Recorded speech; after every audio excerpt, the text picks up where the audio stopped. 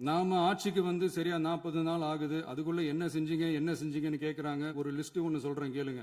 பெண்கள் பாதுகாப்புக்காக சிங்கப்பெண் சிறப்பு படை, 200 யூனிட் வரை கட்டணமில்லா மின்சாரம், போதைப் பொருள் ஒழிப்புக்காக தனிப்படை, குறுவை நெல் சாகுபடியை ஊக்குவிப்பதற்காக 134.83 கோடி சிறப்பு தொகுப்பு திட்டம், வழிபாட்டு தலம், ஸ்கூல், பஸ் ஸ்டாண்டுன்னு அதுக்கு பக்கத்தில் இருக்கிற 717 மதுபான கடைகள் மூடப்பட்டன. அங்க வேலையில் இருந்தவர்களுக்கு வேறு கடைகளில் வேலை, கவனிக்கப்படாமல் விடப்பட்ட அம்மா உணவகங்கள் புதுப்பிக்கப்பட்டன. பத்திரப்பதிவு துறையில் பகல் கொள்ளைக்கு ஃபுல் ஸ்டாப் வைக்கப்பட்டுள்ளது.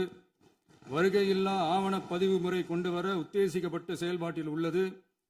அரசு மற்றும் தனியார் மருத்துவமனையில் ஸ்கேன் மையங்களில் கருவுறுவதற்கு முன் மற்றும் பின் ஏற்படும் தவறுகளை கண்காணிக்கவும், மருத்துவ நிறுவனம் முறைப்படுத்தும் சட்ட விதிகள் பின்பற்றப்படுகிறதா என கண்காணிக்கவும், மருத்துவ மற்றும் ஊரக பணிகள் இயக்கத்தின் பயன்பாட்டிற்காக 40 புதிய வாகனங்கள் வழங்கப்பட்டுள்ளது.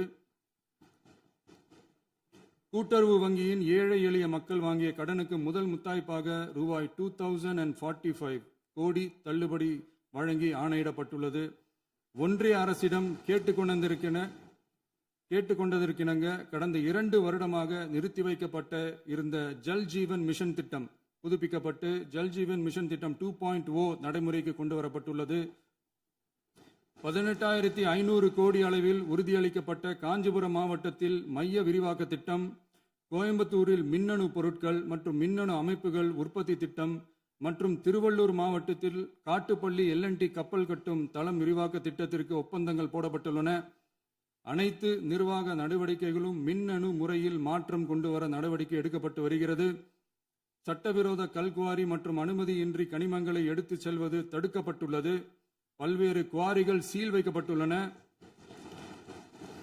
கனிமங்களை கண்காணிப்பது, எல்லைகளை நிர்ணயிப்பது மற்றும் ஆளில்லா விமானம் மூலம் அளவீடு செய்வது போன்றவற்றை செயல்படுத்துவதற்கான பணிகள் மேற்கொள்ளப்பட்டு வருகின்றன. அனைத்து துறைகளிலும் அலுவலர் தலையீடு இல்லாமல் லஞ்ச லாவண்யமற்ற தமிழகத்தை உருவாக்க அனைத்து நடவடிக்கைகளும் முடுக்கிவிடப்பட்டுள்ளது. இதெல்லாம் சாம்பிள் தான், இன்னும் இருக்கு. இந்த வெறும் 40 நாளுக்குள்ளேயே இவ்வளவு செஞ்சிருக்கோம்னா இனி வர்ற நாட்கள்ல கொஞ்சம் கொஞ்சமா படிப்படியா ஸ்டெடியா உழைச்சி லஞ்ச லாவண்யம் இல்லாத, ஊழல் இல்லாத, பெண்களுக்கு பாதுகாப்பான, சுதந்திரமான, டிரான்ஸ்பரண்டான தமிழ்நாட்டை நம்ம சொந்தங்களான தமிழக மக்களுக்கு தர்றது தான் நம்மளோட ஒன் அண்ட் ஒன்லி டார்கெட். கண்டிப்பா அதை நிறைவேற்றியே காட்டுவோம். 8 கோடி மக்கள் நம்மளோட இருக்கிறப்போ ஏங்க அதை செய்ய முடியாது?